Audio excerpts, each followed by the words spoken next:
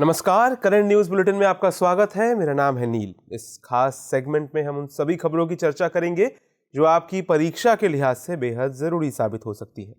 सबसे पहले डालते हैं हेडलाइंस पर नजर। गोवा की एक समान नागरिक संहिता की हुई समीक्षा, कुछ प्रावधानों को बताया समानता के खिलाफ, संसदीय समिति ने किया दावा। एक बार फिर सुर्खियों में पॉलिटिकल फंडिंग, 10,000 करोड़ रुपए के पार पहुंची चंदे की रकम, एसबीआई की रिपोर्ट से हुआ खुलासा। 5G स्पेक्ट्रम नीलामी की प्रक्रिया हुई पूरी, सरकारी खजाने में आए 1.5 लाख करोड़ रुपए, देश को अक्टूबर तक 5G स्पीड मिलने की उम्मीद। मिंजर मेले को अंतर्राष्ट्रीय मेले के रूप में मिली पहचान, हिमाचल प्रदेश के चौगान में लगता है ये मेला, सावन के दूसरे रविवार से होती है शुरुआत। और पशुओं में तेजी से फैल रही है लंपी स्किन डिजीज, 25,000 के पार पहुंची संक्रमित पशुओं की संख्या, पश्चिमी राजस्थान के जिले हैं सबसे ज्यादा प्रभावित।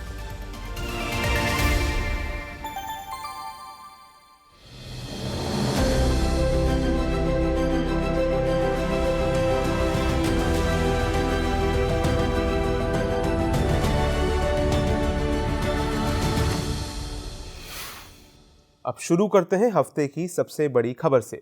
हाल ही में कानून और कार्मिक संबंधी संसद की स्थायी समिति ने गोवा की यूसीसी यानी समान नागरिक संहिता की समीक्षा की। समिति के कुछ सदस्यों को लगता है कि इसमें विवाह से संबंधित कुछ पुराने और अजीबोगरीब प्रावधान हैं।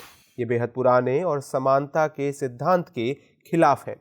गौरतलब है कि ये समीक्षा ऐसे वक्त में की गई है जब देश भर में समान नागरिक संहिता पर बहस चल रही है। इस संदर्भ में कानून और न्याय मंत्रालय ने संसदीय समिति को सूचित करते हुए कहा कि पर्सनल लॉ की समीक्षा तभी की जा सकती है जब एक बड़ा बहुमत इसमें बदलाव की मांग करे। गौरतलब है कि गोवा में साल 1867 की पुर्तगाली नागरिक संहिता लागू है। ये भारत का एकमात्र ऐसा राज्य है जहां एक समान नागरिक संहिता लागू है। वहीं देश के अन्य हिस्सों में विभिन्न धार्मिक समुदायों के लिए अलग अलग व्यक्तिगत कानून लागू होते हैं। इन्हें आमतौर पर पर्सनल लॉ के नाम से जाना जाता है। उदाहरण के लिए हिंदू विवाह अधिनियम 1955 हिंदुओं, बौद्धों, जैनियों और सिखों पर लागू होता है। पारसी विवाह और तलाक अधिनियम 1936 पारसियों से संबंधित मामलों पर लागू होता है। ईसाइयों के लिए भारतीय ईसाई विवाह अधिनियम 1872 और मुस्लिम पर्सनल लॉ 1937 व्यक्तिगत मामलों में मुसलमानों पर लागू होता है। आपकी जानकारी के लिए बता दें कि भारतीय संविधान के अनुच्छेद 44 में कहा गया है कि राज्य अपने नागरिकों के लिए भारत के पूरे क्षेत्र में एक समान नागरिक संहिता प्रदान करने का प्रयास करेगा। गौरतलब है कि पर्सनल लॉ में आने वाले विषय जैसे विवाह, तलाक, वसीयत, संयुक्त परिवार एवं विभाजन संविधान की समवर्ती सूची से संबंधित है। इसलिए इस संबंध में कानून बनाने का अधिकार राज्यों के पास भी है। हाल ही में सुप्रीम कोर्ट ने ईडी यानी एनफोर्समेंट डायरेक्टोरेट के निदेशक का कार्यकाल बढ़ाए जाने वाले अध्यादेश को चुनौती देने वाली याचिकाओं पर नोटिस जारी किया। इसमें शीर्ष अदालत ने केंद्र सरकार और केंद्रीय सतर्कता आयोग से जवाब मांगा है। बता दें कि इन याचिकाओं में उस संशोधित कानून को भी चुनौती दी गई है जिसके तहत निदेशक के कार्यकाल को बढ़ाया गया था। दरअसल नवंबर 2021 में सरकार ने केंद्रीय सतर्कता आयोग अधिनियम में संशोधन के लिए एक अध्यादेश जारी किया था। बाद में यह अध्यादेश एक अधिनियम में परिवर्तित हो गया। इस अध्यादेश में ईडी और सीबीआई के निदेशकों के कार्यकाल को बढ़ाए जाने से जुड़े प्रावधान शामिल थे। संशोधित अधिनियम के मुताबिक ईडी और सीबीआई के निदेशक का कार्यकाल नियुक्ति की तारीख से 5 वर्ष पूरे होने तक एक बार में 1 वर्ष तक के लिए बढ़ाया जा सकता है। असल में सरकार ने इसी अध्यादेश का प्रयोग करते हुए ईडी प्रमुख संजय मिश्रा का कार्यकाल नवंबर 2022 तक के लिए बढ़ा दिया था। केंद्रीय सतर्कता आयोग अधिनियम 2003 के मुताबिक ईडी के निदेशक की नियुक्ति एक समिति के सुझाव के आधार पर की जाती है। केंद्रीय सतर्कता आयुक्त इस समिति का अध्यक्ष होता है। इस समिति में गृह और कार्मिक मंत्रालयों और राजस्व विभाग के सचिव भी शामिल होते हैं। अधिनियम के मुताबिक ईडी के निदेशक का कार्यकाल न्यूनतम 2 वर्ष का होता है। हालांकि अधिनियम में कार्यकाल की अधिकतम सीमा का जिक्र नहीं था। सीबीआई के निदेशक की नियुक्ति की बात करें तो इनकी नियुक्ति लोकपाल अधिनियम 2014 के मुताबिक एक समिति द्वारा की जाती है। प्रधानमंत्री इस समिति का अध्यक्ष होता है, जबकि विपक्ष के नेता चीफ जस्टिस ऑफ इंडिया इस समिति के अन्य सदस्य होते हैं। गौरतलब है कि 2014 से पहले सीबीआई के निदेशक की नियुक्ति सीवीसी अधिनियम के तहत की जाती थी। हाल ही में एसबीआई यानी भारतीय स्टेट बैंक ने चुनावी बॉन्ड के संदर्भ में एक डेटा रिपोर्ट साझा की। इसमें बताया गया कि साल 2018 से लेकर अब तक चुनावी बॉन्ड के जरिए राजनीतिक दलों को दान की गई राशि 10,000 करोड़ रुपए के आंकड़े को पार कर गई है। आपको बता दें कि चुनावी बॉन्ड एक वचन पत्र की तरह होता है। इसके ऊपर एक करेंसी नोट की तरह उसका मूल्य लिखा होता है। इसका उपयोग व्यक्तियों, संस्थाओं या संगठनों द्वारा राजनीतिक दलों को चंदा देने के लिए किया जाता है। ये 1,000 रुपए, 10,000 रुपए, 1 लाख रुपए, 10 लाख रुपए और 1 करोड़ रुपए के मूल्य में उपलब्ध होते हैं। चुनावी बॉन्ड प्रत्येक तिमाही की शुरुआत में 10 दिनों के लिए खरीद हेतु उपलब्ध होते हैं। इन्हें भारतीय स्टेट बैंक की चुनिंदा शाखाओं से खरीदा जा सकता है। भारतीय सरकार ने जनवरी 2018 में चुनावी बॉन्ड योजना को अधिसूचित किया था। इसका उद्देश्य देश के राजनीतिक दलों को मिलने वाले चुनावी चंदे में पारदर्शिता लाना है। गौरतलब है कि चुनावी बॉन्ड योजना के प्रावधानों के अनुसार केवल वे राजनीतिक दल ही चुनावी बॉन्ड प्राप्त कर सकते हैं जो जन प्रतिनिधित्व अधिनियम 1951 की धारा 29A के तहत पंजीकृत है। इसके साथ ही जिन्होंने पिछले आम चुनाव में कुल पड़े वोटों का कम से कम 1% वोट हासिल किया हो, वे भी चुनावी बॉन्ड प्राप्त करने के पात्र हैं। बता दें कि वित्त अधिनियम 2017 में संशोधन के माध्यम से केंद्र सरकार ने राजनीतिक दलों को चुनावी बॉन्ड के जरिए प्राप्त राशि का खुलासा करने से छूट दी है। इसका मतलब ये है कि मतदाता ये नहीं जान पाएंगे कि किस व्यक्ति, कंपनी या संगठन ने किस पार्टी को और कितनी राशि चुनावी बॉन्ड के रूप में दी है। बीते दिनों राज्यसभा ने सामूहिक विनाश के हथियार और उनकी वितरण प्रणाली, गैर कानूनी गतिविधियों का निषेध संशोधन विधेयक 2022 पारित किया। इससे पहले इसे बजट सत्र के दौरान अप्रैल महीने में लोकसभा द्वारा पारित कर दिया गया था। इस विधेयक का उद्देश्य इसी कानून के 2005 के वर्जन को संशोधित करना है। ये विधेयक अंतर्राष्ट्रीय समझौतों में निहित WMD यानी सामूहिक विनाश के हथियारों के प्रसार को नियंत्रित करने का प्रावधान करता है। दरअसल मौजूदा कानून में केवल सामूहिक विनाश के हथियारों के व्यापार को शामिल किया गया था, उनके वित्त पोषण को नहीं। जबकि संशोधित विधेयक WMD से संबंधित गतिविधियों पर और उनके वित्त पोषण पर भी प्रतिबंध लगाने का प्रयास करता है। साथ ही इस तरह के हथियारों के वित्त पोषण को रोकने के लिए केंद्र सरकार को संबंधित व्यक्ति के धन और वित्तीय संपत्ति या आर्थिक संसाधनों को फ्रीज करने, जब्त करने आदि का भी अधिकार देता है। इसमें कहा गया है कि कोई भी व्यक्ति सामूहिक विनाश के हथियारों की किसी भी गतिविधि को वित्त पोषित नहीं करेगा जो इस अधिनियम के तहत या संयुक्त राष्ट्र सुरक्षा परिषद अधिनियम 1947 या फिर किसी अन्य प्रासंगिक अधिनियम के तहत निषिद्ध है। आपको बता दें कि WMD ऐसे हथियार होते हैं जो बेहद खतरनाक और जिनमें आबादी के एक बड़े हिस्से को समाप्त करने की क्षमता होती है। ये विधेयक WMD को जैविक, परमाणु और रासायनिक हथियारों और इनको शामिल करने वाले अन्य बड़े हथियारों के वर्ग को एक व्यापक शब्द के रूप में परिभाषित करता है। इसके अनुसार परमाणु हथियार या उपकरण वे हैं जिन्हें भारत सरकार द्वारा मान्यता प्राप्त परमाणु क्षमता वाले हथियारों के रूप में वर्गीकृत किया गया है। बीते दिनों नई दिल्ली में भारत उज्बेकिस्तान के बीच अंतर सरकारी आयोग के 13वें सत्र का आयोजन हुआ। इस बैठक में दोनों देशों के मंत्रियों सहित उच्च अधिकारियों ने हिस्सा लिया। बैठक में डिजिटल भुगतान, अंतरिक्ष, कृषि एवं डेयरी, फार्मा, अंतर क्षेत्रीय सहयोग, MSME और रत्न एवं आभूषण जैसे आपसी सहयोग के 7 क्षेत्रों को रेखांकित किया गया था। इसके अलावा इसमें तकनीकी और स्टार्टअप में निवेश जैसे अहम मुद्दे भी रहे। साथ ही दोनों देशों ने क्षेत्रीय संपर्क एवं सहयोग के लिए एक एकीकृत दृष्टिकोण अपनाने की बात की। बैठक में भारत ने उज्बेकिस्तान के अंगूर, प्लम और मीठे चेरी के लिए भारत बाजार का एक्सेस देने का भी निर्णय किया। साथ ही भारत के आम, केले और सोयाबीन ऑयल केक का उज्बेकिस्तान में निर्यात पर भी सहमति बनी। गौरतलब है कि दोनों देश इस साल अपने राजनयिक संबंधों की 30वीं वर्षगांठ मना रहे हैं। आपको बता दें कि महामारी के बावजूद दोनों देशों के बीच द्विपक्षीय व्यापार में निरंतर बढ़ोतरी देखी गई।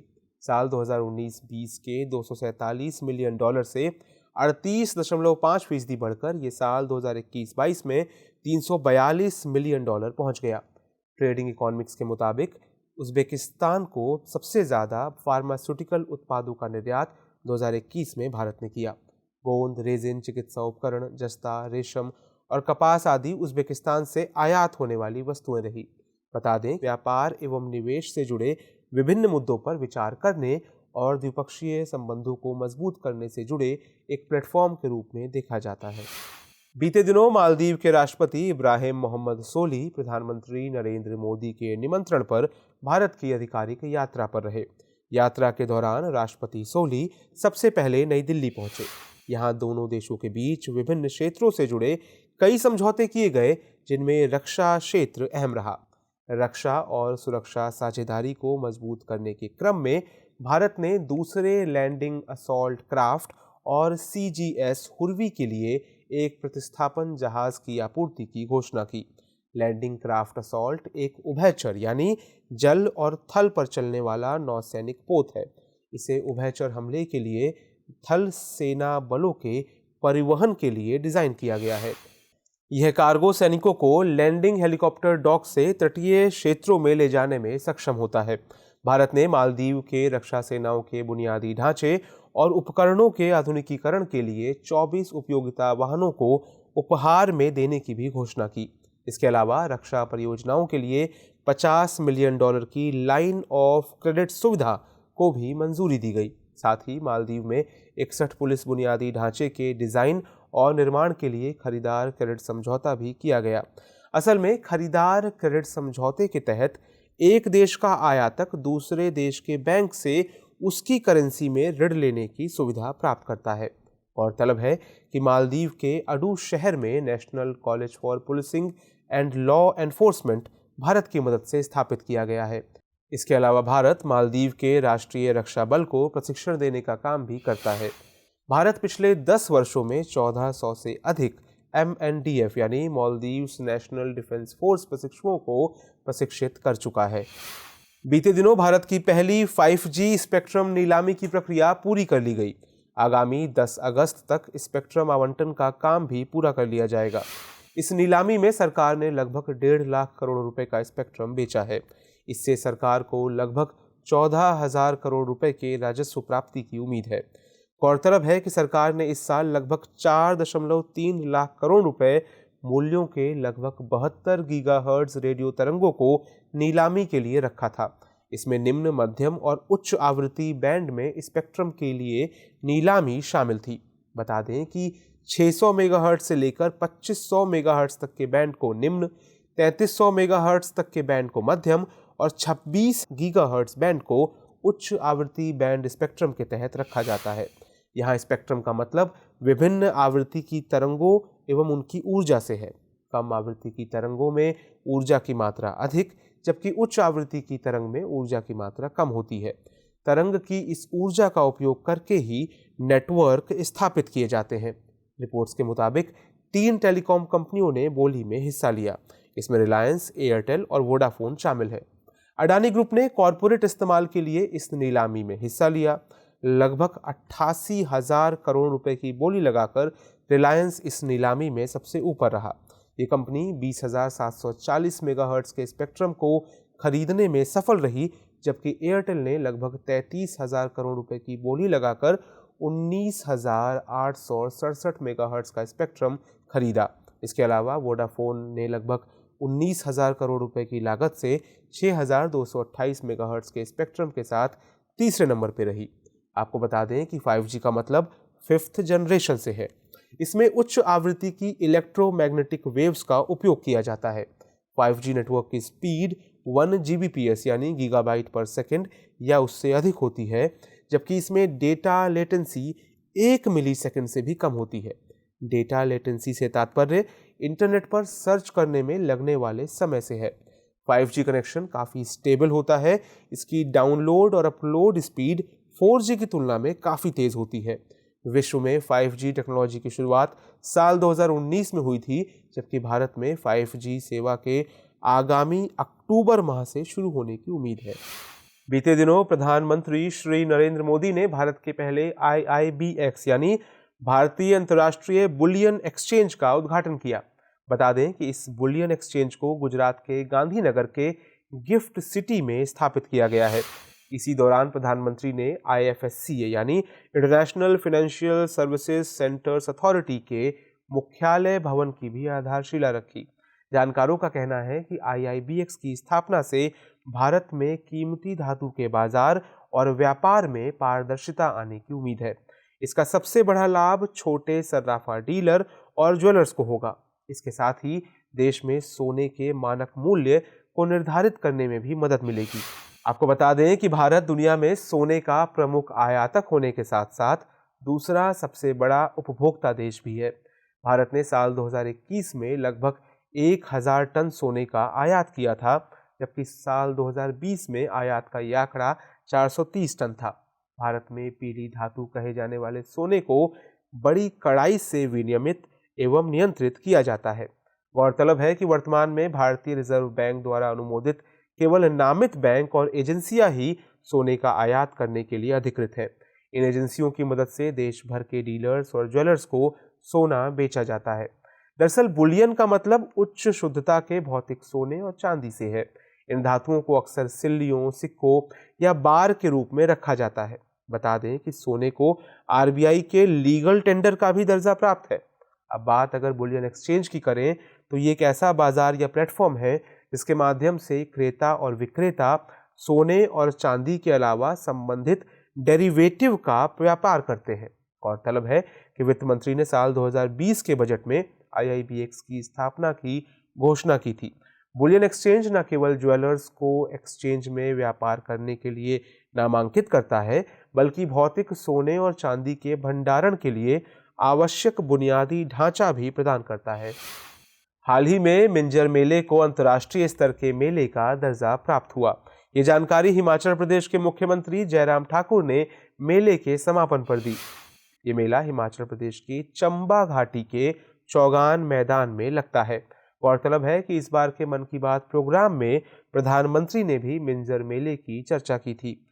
इस मेले को 935 ईस्वी में त्रिगर्त यानी वर्तमान के कांगड़ा के शासक पर चंबा के राजा की जीत की खुशी में मनाया गया था। ऐसा कहा जाता है कि अपने विजयी राजा की वापसी पर चंबा के लोगों ने उन्हें समृद्धि और खुशी के प्रतीक के रूप में धान और मक्का के फूल देकर बधाई दी थी। तब से इस मेले को हर साल चंबा के लोगों द्वारा मनाया जाता है। ये मेला सावन महीने के दूसरे रविवार से शुरू होकर सप्ताह भर चलता है। मेले की घोषणा मिंजर के वितरण द्वारा की जाती है, जो पुरुषों और महिलाओं द्वारा समान रूप से पोशाक के कुछ हिस्सों पर पहना जाने वाला रेशम का लटकन होता है। ये लटकन धान और मक्का के अंकुरों के प्रतीक होते हैं। दरअसल मिंजर मक्के के फूलों को कहते हैं। जब मक्के में मिंजर आते हैं तो इसके साथ ही मिंजर मेला भी मनाया जाता है। इस मेले का आरंभ चंबा के मिर्जा परिवार की ओर से बनाई गई मिंजर को भगवान रघुवीर को अर्पित करने के साथ होता है, जबकि इसका समापन रावी नदी में मिंजर प्रवाहित करने के साथ होता है। मिर्जा परिवार की ओर से मेले के लिए रेशम, तिल्ला, डोरी और मोती को पिरोकर मिंजर तैयार की जाती है। हाल ही में ओणम त्योहार के अवसर पर इडुक्की जिला प्रशासन ने पर्यटकों को इडुक्की बांध के भ्रमण की अनुमति दी है। दरअसल इससे पहले बारिश के कारण प्रशासन ने जिले में सभी पर्यटन गतिविधियों पर अस्थायी रूप से प्रतिबंध लगा दिया था। आपको बता दें कि इडुक्की बांध केरल राज्य में स्थित है। पेरियार नदी पर बने इस बांध की ऊंचाई 168.91 मीटर है। इसके साथ ही एशिया में सबसे ऊंचे मेहराबदार बांधों में से एक है। इस बांध को कुरवन और कुराथी पहाड़ियों के बीच में बनाया गया है। 4 अक्टूबर 1975 से इस बांध से बिजली उत्पादन शुरू किया गया। गौरतलब है कि ओणम केरल राज्य का सबसे बड़ा त्योहार है। ये मलयाली कैलेंडर के पहले महीने चिंगम के दौरान आता है। चिंगम महीना अंग्रेजी कैलेंडर के अगस्त-सितंबर महीने के बीच पड़ता है। इस त्योहार को राजा महाबली की घर वापसी के प्रतीक के रूप में मनाया जाता है। 10 दिनों तक चलने वाला ये त्योहार केरल की संस्कृति और परंपरा का परिचायक है। जटिल रूप से सजाए गए पोकलम, कथकली, कैकोटिकली नृत्य, पारंपरिक भोजन तथा खेल, सजे हुए हाथी और स्नेक बोट रेस आदि ओणम की सबसे अहम विशेषताएं हैं। बीते दिनों लंदन स्थित डीप माइंड कंपनी ने घोषणा की कि उसने 200 मिलियन से अधिक प्रोटीन्स की 3D यानी त्रि-आयामी संरचनाओं का प्रेडिक्शन किया है। उसने ये उपलब्धि अल्फा फोल्ड प्रोग्राम का उपयोग करके हासिल की। दरअसल डीप माइंड ने EMBL EBI यानी यूरोपीय जैव सूचना विज्ञान संस्थान के सहयोग से इन संरचनाओं को जारी किया है। इसमें बैक्टीरिया, पौधों, जानवरों और अन्य जीवों के लिए अनुमानित संरचनाएं शामिल हैं। आपको बता दें कि अल्फा फोल्ड आर्टिफिशियल इंटेलिजेंस यानी कृत्रिम बुद्धिमत्ता पर आधारित प्रोटीन संरचना को प्रिडिक्ट करने का एक उपकरण है। यह डीप न्यूरल नेटवर्क नामक कंप्यूटर सिस्टम पर आधारित है। यह नेटवर्क कई प्रोटीन संरचनाओं को बेहद सटीक तरीके से प्रेडिक्ट करता है।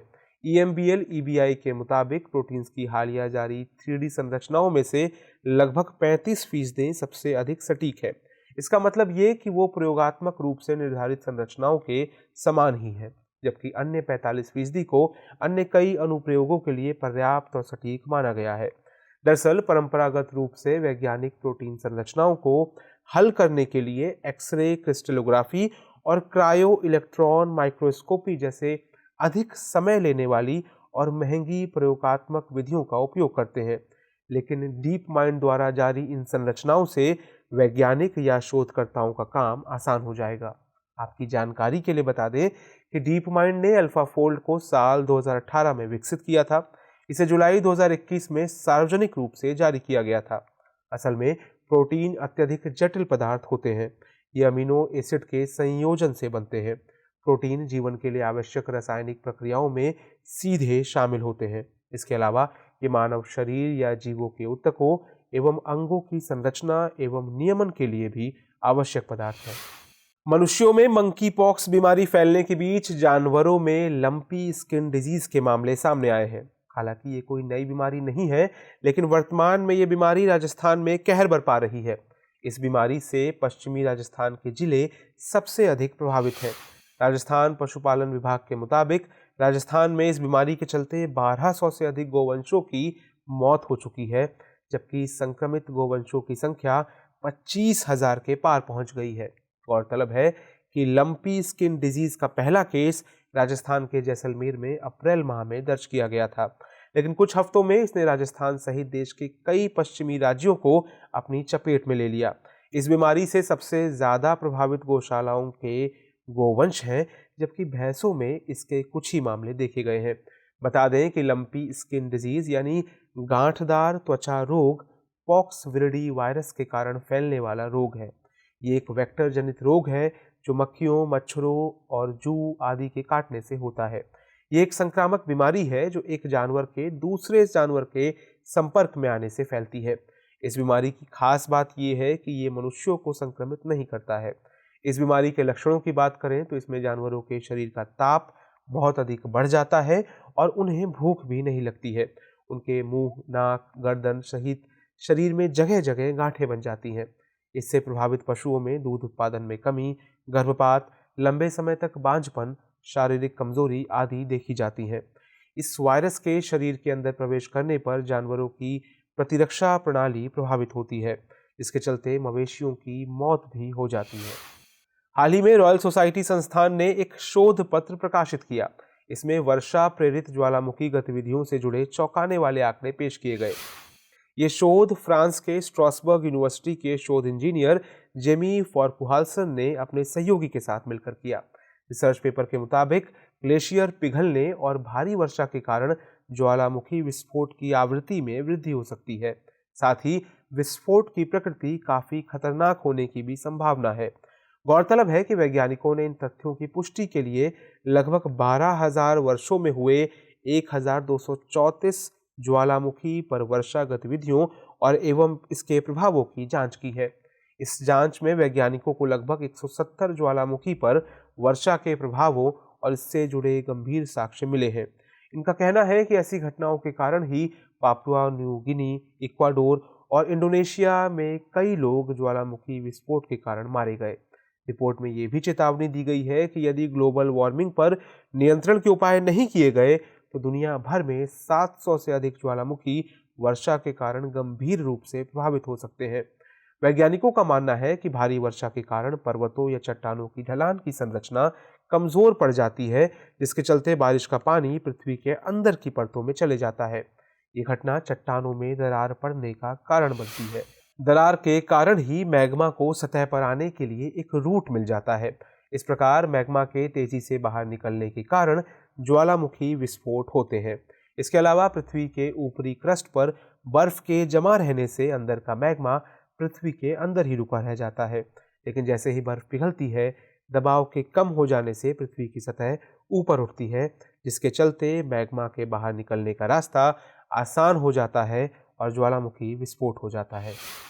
खबरों के बाद अब बुलेटिन से जुड़े 5 सवालों पर डालते हैं एक नजर। इस बुलेटिन पर आधारित 5 प्रश्न इस प्रकार हैं। पहला प्रश्न, निम्नलिखित कथनों पर विचार कीजिए। 1. गोवा में साल 1867 की पुर्तगाली नागरिक संहिता लागू है। 2. समान नागरिक संहिता का उल्लेख भारतीय संविधान के अनुच्छेद 44 में मिलता है। आपको बताना है कि इनमें से कौन सा या कौन से कथन सही है या सही हैं। ऑप्शंस है ए केवल 1, बी केवल 2, सी 1 और 2 दोनों, या फिर डी ना तो 1 ना ही 2।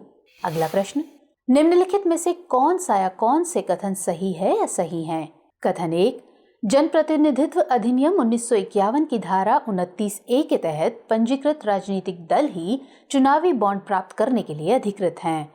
कथन 2, चुनावी बॉन्ड भारतीय स्टेट बैंक की सभी शाखाओं से खरीदे जा सकते हैं। और कथन 3, चुनावी बॉन्ड प्रत्येक तिमाही की शुरुआत में 10 दिनों के लिए खरीद हेतु उपलब्ध होते हैं। यहाँ दिए गए कूट का इस्तेमाल करके आपको सही उत्तर चुनना है। विकल्प है ए 2 और 3, बी 1 और 2, सी 1 और 3, या फिर डी 1, 2 और 3। अगला प्रश्न, निम्नलिखित कथनों पर विचार कीजिए। 1. भारतीय अंतर्राष्ट्रीय बुलियन एक्सचेंज की स्थापना गुजरात की गिफ्ट सिटी में की गई है। 2. सोने को आरबीआई के लीगल टेंडर का दर्जा प्राप्त है। आपको बताना है कि इनमें से कौन सा या कौन से कथन सही नहीं है या सही नहीं है। विकल्प है ए केवल 1, बी केवल 2, सी 1 और 2 दोनों, या फिर डी ना तो 1 ना ही 2। अगला प्रश्न, इडुक्की बांध से संबंधित निम्नलिखित कथनों पर विचार कीजिए। कथन 1, ये केरल राज्य में स्थित है। कथन 2, ये कुरवन और कुराथी पहाड़ियों के बीच में स्थित है। और कथन 3, ये बांध जल विद्युत परियोजना का भी हिस्सा है। उपर्युक्त में से कौन से कथन सही हैं? ए 2 और 3, बी 1 और 2, सी 1 और 3, या फिर डी उपर्युक्त सभी। 5वां और अंतिम प्रश्न, मिंजर मेले से संबंधित निम्नलिखित कथनों पर विचार कीजिए। 1. मिंजर मेले को अंतर्राष्ट्रीय स्तर के मेले का दर्जा मिला है। 2. मिंजर मेला हिमाचल प्रदेश के चंबा घाटी के चौगान मैदान से संबंधित है। और कथन 3, मेले की शुरुआत सावन महीने के दूसरे रविवार से होती है। आपको बताना है कि इनमें से कौन सा या कौन से कथन सही है या सही हैं। ए केवल 3, बी केवल 1, सी 2 और 3, या फिर डी उपर्युक्त सभी। तो फिलहाल इस बुलेटिन में इतना ही। खबरों को विस्तार से पढ़ने के लिए विजिट करें www.drishtiias.com। साथ ही दृष्टि आईएएस के हिंदी, अंग्रेजी और पीसीएस यूट्यूब चैनल को लाइक, शेयर, सब्सक्राइब करना ना भूलें। लेकिन चलते चलते डालते हैं कुछ छोटी मगर जरूरी खबरों पर नजर। हाल ही में मद्रास हाईकोर्ट ने तमिलनाडु पुरातत्व विभाग को एक हिंदू मंदिर का नियंत्रण लेने का आदेश दिया है। इससे पहले ये मंदिर तमिलनाडु हिंदू धार्मिक और धर्मार्थ बंदोबस्ती के स्वामित्व में था। पहले इस मंदिर में स्थित मूर्ति की गलत पहचान के आधार पर इसे हिंदू मंदिर घोषित कर दिया गया था। अब इसमें स्थित मूर्ति की पहचान भगवान बुद्ध के रूप में की गई है, जिसे पहले हिंदू देवता थलाईवेटी मुनियप्पन के रूप में पूजा जा रहा था। ये मंदिर तमिलनाडु के सेलम जिले में स्थित है। बीते दिनों भारत और फ्रांस की नौसेनाओं ने उत्तरी अटलांटिक महासागर में 2 दिवसीय संयुक्त नौसैनिक अभ्यास किए गए अभ्यासों में man overboard drill, visit board search and seizure operation, समुद्र में पुनः पूर्ति के लिए दृष्टिकोण, सामरिक युद्धाभ्यास और हेलीकॉप्टर क्रॉस डेक लैंडिंग शामिल थे। इसमें भारतीय नौसेना जहाज तरकश को शामिल किया गया था, जो भारतीय नौसेना का निर्देशित मिसाइल युद्धपोत है। बीते दिनों असम सरकार ने अरुणोदय योजना के लाभार्थियों को अगस्त महीने के लिए 18 रुपए अतिरिक्त देने की घोषणा की है। सरकार के मुताबिक ये अतिरिक्त रुपए लाभार्थियों को राष्ट्रीय ध्वज खरीदने के लिए दिए जा रहे हैं। गौरतलब है कि अरुणोदय योजना को असम सरकार द्वारा अक्टूबर 2020 में शुरू किया गया था। इसके तहत हर महीने आर्थिक रूप से कमजोर महिलाओं के बैंक खातों में 1000 रुपए का मौद्रिक लाभ हस्तांतरित किया जाता है। हालांकि शुरुआत में ये राशि 830 रुपए प्रति माह थी। हाल ही में भारत और ओमान के संयुक्त सैन्य अभ्यास अल नजाह के चौथे संस्करण का आगाज हुआ। ये राजस्थान में करीब 13 दिन तक चलेगा। ये सैन्य अभ्यास आतंकवाद रोधी अभियान पर केंद्रित है। गौरतलब है कि इस अभ्यास का पिछला संस्करण मार्च 2019 में मस्कट में आयोजित किया गया था। हाल ही में पता चला है कि पृथ्वी अपनी सामान्य गति से अधिक तेजी से घूम रही है। वैज्ञानिकों ने पृथ्वी के एक पूर्ण चक्कर में लगने वाले कुल समय में 1.50 मिलीसेकंड की कमी दर्ज की है। हालांकि कुछ साल पहले तक वैज्ञानिकों को लगता था कि पृथ्वी का घूमना धीमा हो रहा है, लेकिन पिछले कुछ वर्षों में परमाणु घड़ियों ने दिखाया है कि पृथ्वी का घूर्णन तेजी से हो रहा है। इस संदर्भ में साल 2020 में वैज्ञानिकों ने साल 1960 के बाद से 28 सबसे छोटे दिन दर्ज किए थे। बीते दिनों भारत वियतनाम के द्विपक्षीय सैन्य अभ्यास के तीसरे संस्करण एक्स-विन-बेक्स की शुरुआत हुई। इस अभ्यास का विषय शांतिपूर्ण रक्षा संचालन के लिए संयुक्त राष्ट्र दल के हिस्से के रूप में एक इंजीनियरिंग कंपनी और एक मेडिकल टीम की तैनाती है। ये अभ्यास 2019 में वियतनाम में किए गए द्विपक्षीय अभ्यास की अगली कड़ी है। ये द्विपक्षीय अभ्यास विश्वास तथा अंतर संचालन को मजबूत करेगा। इसके साथ ही भारतीय सेना और वियतनाम पीपुल्स आर्मी के बीच सर्वोत्तम प्रथाओं को साझा करने में भी मदद करेगा। हाल ही में राज्यसभा ने राष्ट्रीय डोपिंग रोधी विधेयक पारित किया। इससे पहले इसे लोकसभा ने पारित किया था। ये विधेयक NADA नाडा यानी राष्ट्रीय डोपिंग रोधी एजेंसी को एक वैधानिक प्राधिकरण बनाने के लिए है। खेल मंत्रालय की माने तो भारत वर्तमान में एक वर्ष में 6000 परीक्षण कर सकता है और प्रस्तावित कानून से परीक्षण क्षमता बढ़ाने में मदद मिलेगी। आपको बता दें कि इस विधेयक के अधिनियम बन जाने के बाद भारत अमेरिका, चीन, जापान और फ्रांस जैसे चुनिंदा देशों के एक ऐसे क्लब में शामिल हो जाएगा जिनके पास खेलों में डोपिंग की जांच से संबंधित अपने कानून हैं। हाल ही में महाराष्ट्र कैबिनेट ने लोनार झील के लिए 369.78 करोड़ रुपए की विकास योजना को मंजूरी दी। बुल्ढाना जिले में स्थित ये झील एक अधिसूचित राष्ट्रीय भौगोलिक धरोहर स्मारक है। इसे उल्कापिंड के प्रभाव से बनी दुनिया की एकमात्र क्रेटर झील के रूप में जाना जाता है। इस झील का पानी गुलाबी हो जाने के कारण ये बीते सालों में काफी चर्चा में रही। इस झील में खारा और क्षारीय दोनों प्रकार का पानी है। बीते दिनों भारत और थाईलैंड ने राजनयिक संबंधों की स्थापना की 75वीं वर्षगांठ मनाई। इसी के साथ दोनों देशों के बीच बहुआयामी सहयोग को दर्शाने के लिए इस वर्ष और कई कार्यक्रमों तथा गतिविधियों की योजना बनाई गई। गौरतलब है कि भारत और थाईलैंड के बीच संबंध मेकांग गंगा सहयोग, बिम्स्टेक और आसियान भारत सहित क्षेत्रीय तथा बहुपक्षीय स्तरों तक विस्तारित हैं। UU ललित यानी उदय उमेश ललित भारत के उच्चतम न्यायालय के नए मुख्य न्यायाधीश हो सकते हैं। वर्तमान मुख्य न्यायाधीश NV रमन्ना 26 अगस्त को सेवानिवृत्त हो रहे हैं। इसके बाद न्यायमूर्ति ललित भारत के 49वें मुख्य न्यायाधीश का पद संभालेंगे और वे 8 नवंबर 2022 तक इस पद पर बने रहेंगे। हमारी टीम कोशिश करती है कि आपको दी गई खबरों में एक भी गलती ना हो, लेकिन यदि किसी सोर्स या ह्यूमन एरर की वजह से ऐसी गलती हो जाती है तो इस वीडियो के कमेंट बॉक्स में उस गलती को सुधार कर पिन कर दिया जाता है और यह आपको कमेंट बॉक्स में सबसे ऊपर दिखाई देता है।